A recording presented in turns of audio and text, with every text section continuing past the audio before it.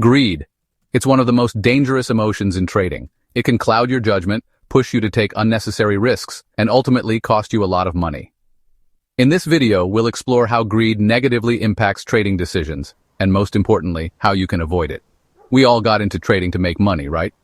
But there's a dark side to that ambition. Greed. It can make you do crazy things you know are stupid, but you do them anyway because that little voice in your head is telling you, this time it'll be different, this time you'll win big.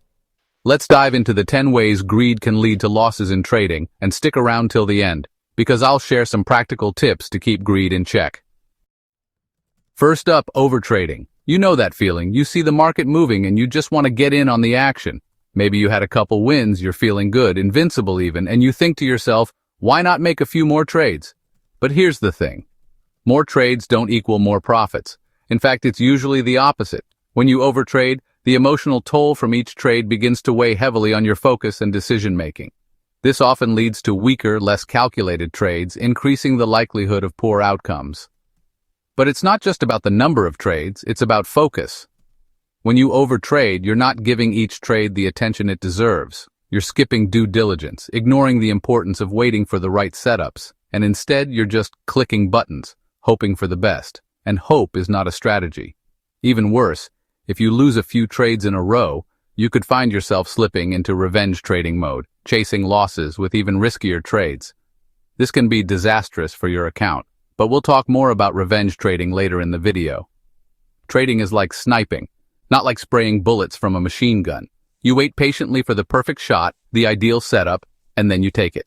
Remember, trading is about quality, not quantity. All right, let's talk about something that a lot of traders, especially new traders, don't want to think about: risk management. I get it, it's not the sexiest part of trading, but trust me, it's the most important. Greedy traders often risk too much on a single trade, thinking this is it, this is the one that's going to make me rich. But here's the cold, hard truth. The market doesn't care about your hopes or dreams. That's why you need to use things like position sizing, stop losses, and other risk management tools. These tools are like your financial seatbelt. They might not be the most comfortable thing in the world, but they can save your life.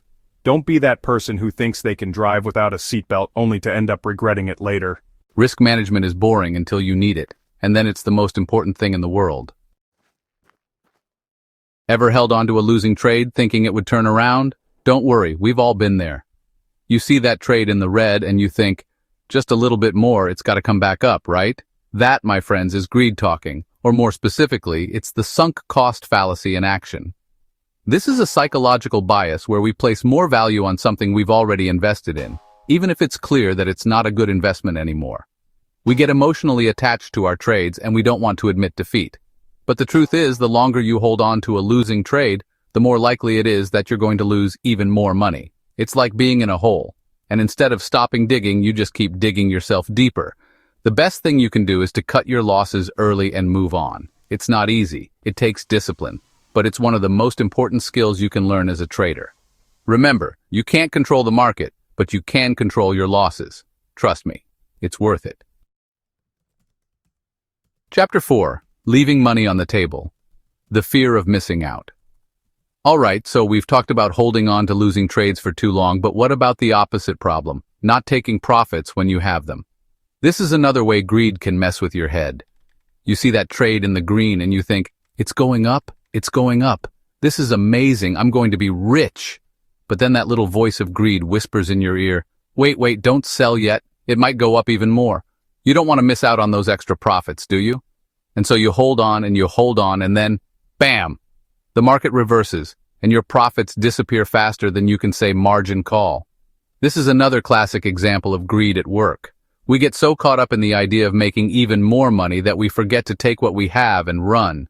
Don't let greed rob you of your hard-earned gains. Take your profits when you're happy with them and don't look back. Chapter 5. Chasing the market. Have you ever heard the saying, the trend is your friend? It's a common saying in trading, and for good reason. Trends can be powerful forces in the market, and if you can identify them early, you can ride them all the way to the bank. But there's a dark side to trends, and that's the temptation to chase them. You see the market going up and up and up, and you think, I gotta get in on this action. So you buy in, But here's the problem. You're buying at the top when everyone else is selling. Or you see the market crashing down and you think, this is it. Everyone's selling, I gotta get out. So you sell, but you're selling at the bottom when everyone else is buying. This is what's known as chasing the market, and it's one of the surest ways to lose money. Greedy traders, they get caught up in the excitement, the FOMO, the fear of missing out. Don't be that trader. Remember, the market doesn't move in a straight line. Be patient, wait for the right opportunities. Chapter 6. Emotional roller coaster, trading with a clear head. Let's talk about something that's not always easy to admit. Trading is emotional. We like to think of ourselves as rational beings making logical decisions based on facts and figures. But the truth is, we're all human, and we all have emotions, and those emotions can cloud our judgment, especially when it comes to money.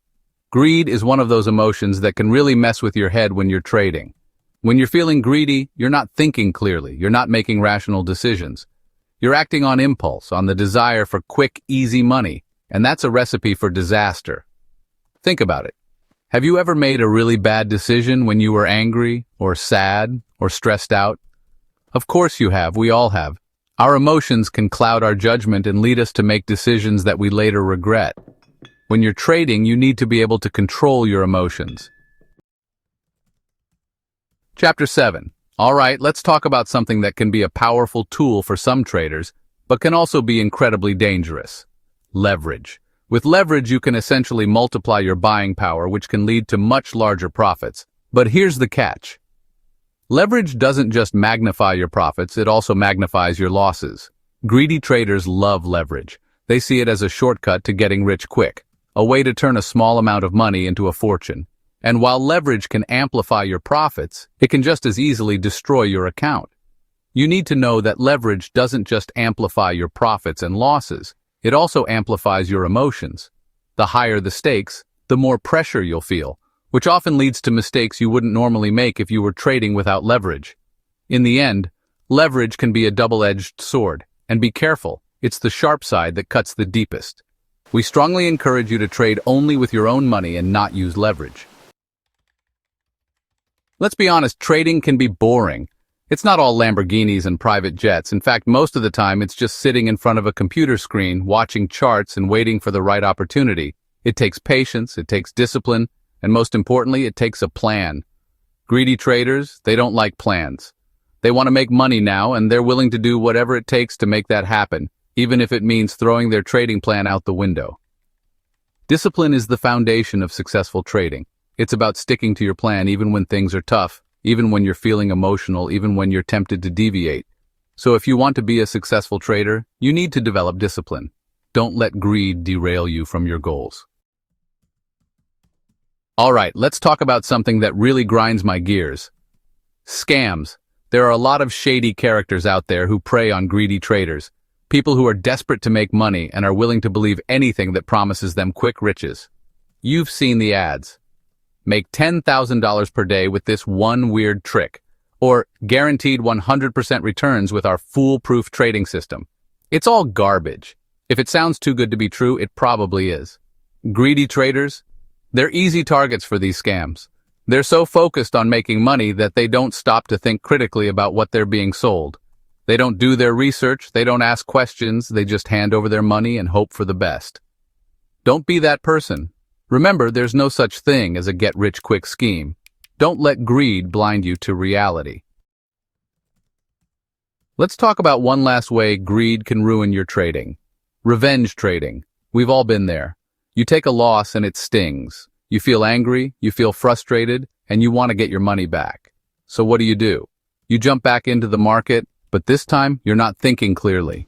You're trading emotionally, and you're making impulsive decisions. You're placing larger trades, you're ignoring your risk management rules, and you're chasing after your losses. This is what's known as revenge trading, and it's one of the worst things you can do as a trader. Revenge trading is driven by emotion, and emotion has no place in trading. When you're revenge trading, you're not thinking clearly. You're not making rational decisions. You're just letting your emotions control you, and that's a recipe for disaster. So, how do you avoid revenge trading? The first step is to acknowledge that it's a problem. Once you're aware of it, you can start to take steps to avoid it. Thank you for watching. If you enjoyed this video, please share it with your friends and subscribe to our channel. Your support helps us continue making new videos.